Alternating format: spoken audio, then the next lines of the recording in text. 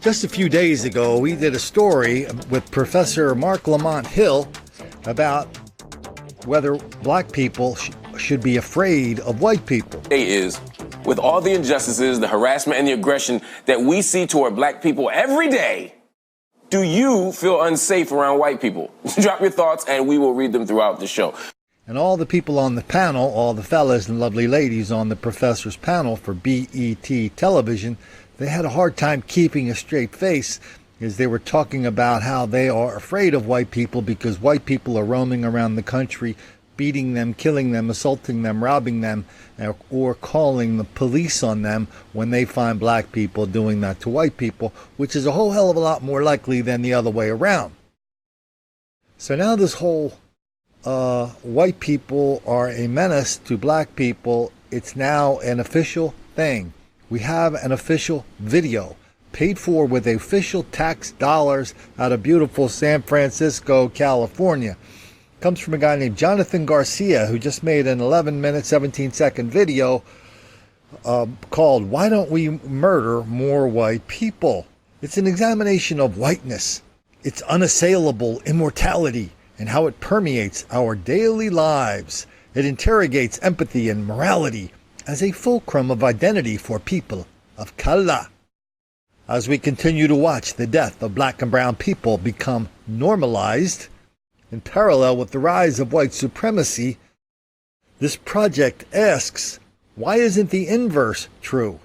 Okay, I'll give you the answer. Why don't black people kill more white people? Because they're already killing a whole hell of a lot, and it's in the news all the time. We document it right here. We connect the dots right here. Why don't we blow through a few recent stories? All right, hold up. Is it recording? Yep. All right. Why don't we murder more white people? Take one.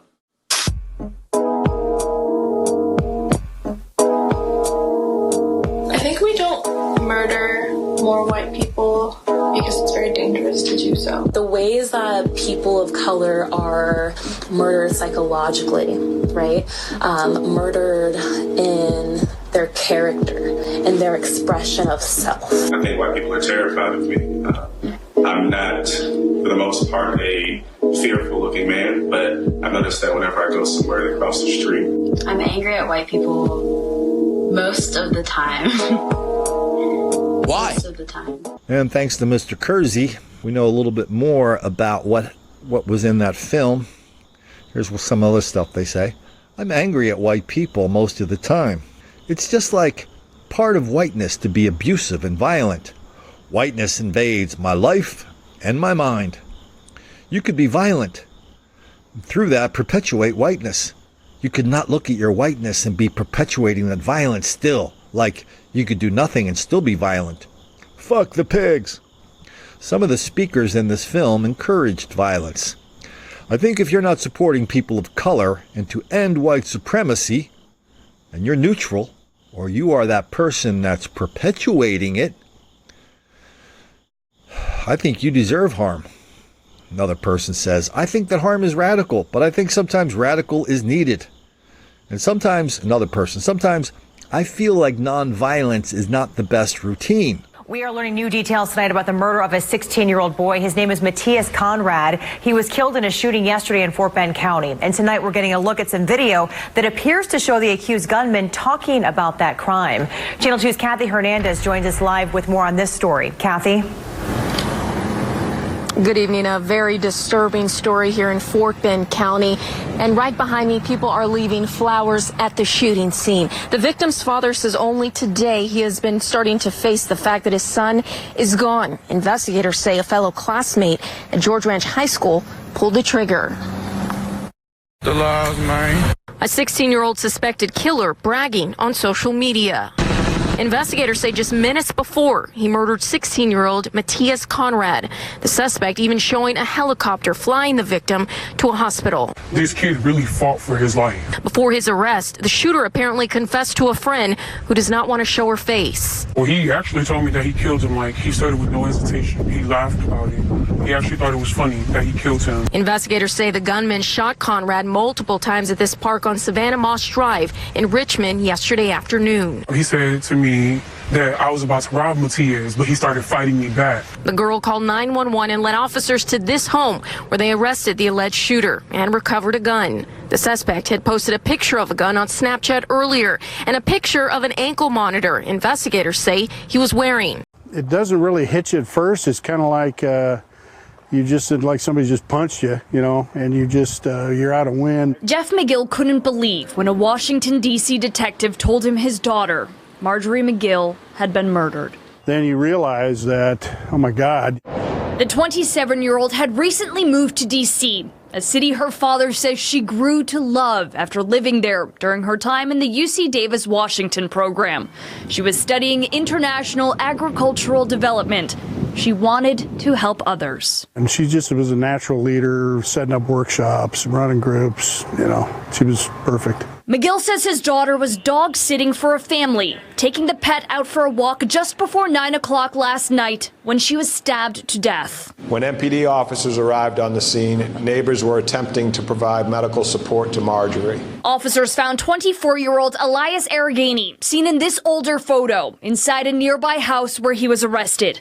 The Metropolitan Police Chief says Aragani has a criminal record. Police tracked down a Lincoln murder suspect in Missouri. They captured 19-year-old Charles Gresham III in Independence, Missouri. Investigators believe he's involved in the murder of Audria Craig. Officials think he and several other men broke into her home in July. Police say Craig shot one of the intruders to death before gunfire claimed her life.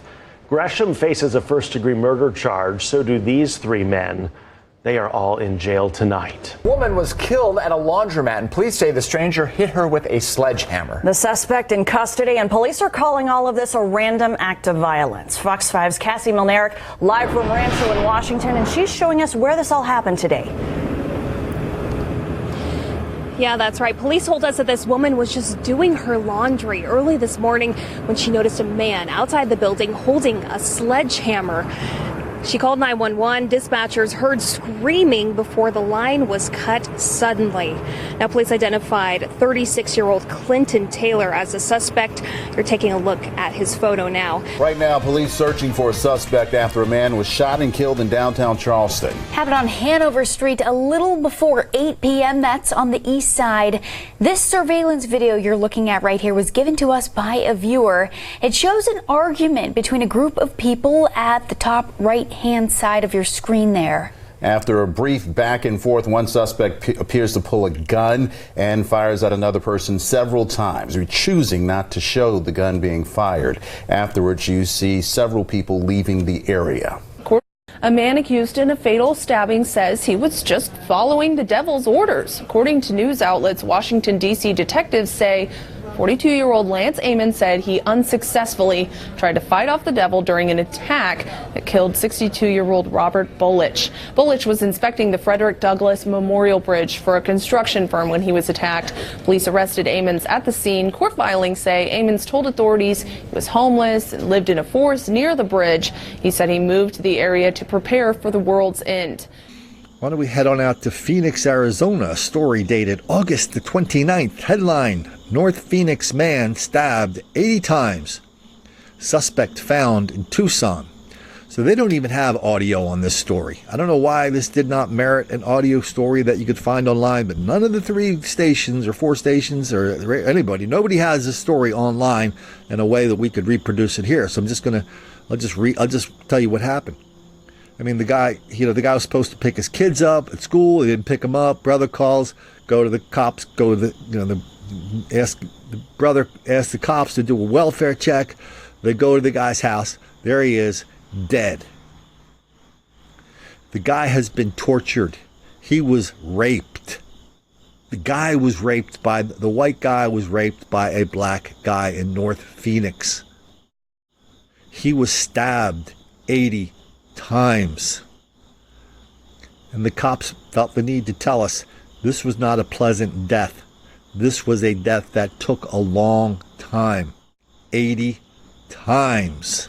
The man accused of stabbing a Hart bus driver will not stand trial. A judge ruled Justin McGriff, the man right next to me, incompetent to stand trial today. Authorities say McGriff stabbed driver Thomas Dunn to death back in June while Dunn was driving that bus full of passengers.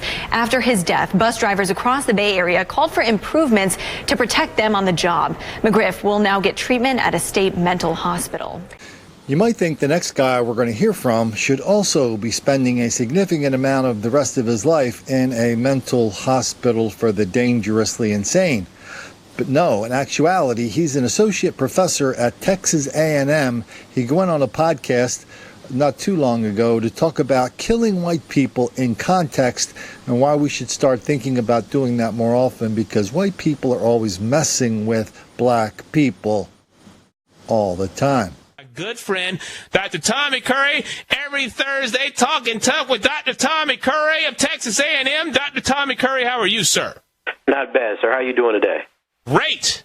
So today I want to talk about killing white people in context. Let's do it. All right, so over the last 20 years, black people have allowed white academics, white liberals, and I don't know if you saw the recent movie Django Unchained, the actual history of black civil rights struggle and black slave insurrections. What we have today is a situation where the symbols of king and peaceful white progressives have become the hallmarks of the black civil rights struggle. I mean, we saw this with people like Skip Gates when Obama won the election, saying that even all of our slave foreparents who were enslaved and stolen from Africa, all of the suffering, dying, and deaths that we had during the civil rights movement have all accumulated in Obama himself, right? And what that does is it puts a public relations face on the history of enslavement. It puts a popular face on the suffering of African descended people, and it puts a smile, a persona from black people that we can, in fact, talk about American racism without mentioning the threat of violence or social revolution at all. Now, 2 weeks ago, Jamie Foxx made a joke about how great it was for him to be able to kill all the white people in his new movie. And I saw it, and he's right. Practically every white person in that movie dies a very violent and well-deserved death for their participation in the enslavement of African descended people. But the problem I have with that statement and it using in the context of Django is that it's a fantasy where the deaths of white people are really just an entertaining spectacle. It's something that didn't really happen. It's not like black people had that type of opportunity under enslavement. And today what you see is a backlash from white conservatives on the one hand who are offended, saying that Jamie Foxx is racist, and white liberals on the other hand who are saying that, well, this is not productive if you ever talk about killing white people, and putting the burden back on black people who have actually suffered these type of horrors, saying that you can never have a political conversation about the killing of white people because that in itself is evil, is non-productive, is nationalistic. Only evil black nationalists do that, right?